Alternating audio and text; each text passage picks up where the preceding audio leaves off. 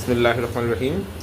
এই যে খাসির মাংস রান্না হচ্ছে খাঁটি ঘি দিয়ে। স্যার এটা ঘি এবং ঘাটি সরিষার তেল, এটা ঘাটি সরিষার তেল। এটা আমরা গ্রামীণ পণ্যের সৌজন্যে আমরা এটা ইয়ে করতেছি এবং গ্রামীণ পণ্যের এই আমাদের বেসিক গ্রুপের আজকের পিকনিকই গ্রামীণ পণ্যের মানে ডোনেট করছে। দ্যাট মিনস সরিষার তেল এবং ঘি ডোনেট করছে। পরে ইয়ে হচ্ছে ইনশাল্লাহ মনে হয় আশা করতেছি আমরা এটা একটা ভালো ফিডব্যাক দেবে এই খাবারটা। আচ্ছা স্যার, স্যার ঘিটা সম্পর্কে একটু বলেন না, সরিষার তেলটা সম্পর্কে তো আমরা শুনছি। ঘি আসলে এটা উন্নত মানের ঘি, এটা বলার অপেক্ষা রাখে না। আমার মনে হয় যে বাজারে যে প্রচলিত ঘিগুলো আছে বড় ব্র্যান্ডের, আরও যারা প্রাণ, এগুলো আমি মনে করি আড়ংয়ের সমতুল্য এটা। আমি প্রাণের সঙ্গে তুলনা করবো না, প্রাণের চেয়ে অনেক ভালো ওটা। যারা ব্যবহার করতেছে তারা মোটামুটি ভালোই করতেছে।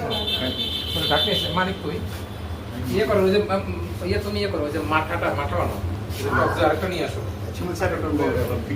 আরেকটা টপ নিয়ে আসি। জি স্যার। স্যার ঘিটা কি ব্যবহার করছেন স্যার? কেমন স্যার এই ঘিটা সম্পর্কে একটু বলেন না স্যার। আমার এখন পর্যন্ত তো ভালো লাগতেছে গ্রামীণ পণ্যের ঘি। এইটার যে ফ্লেভারটা আছে, জি স্যার, ফ্লেভারটা বেশ ভালোই লাগলো। বাকিটা আসলে রান্নার পরে এখনো ভালো ফ্লেভার আসতেছে।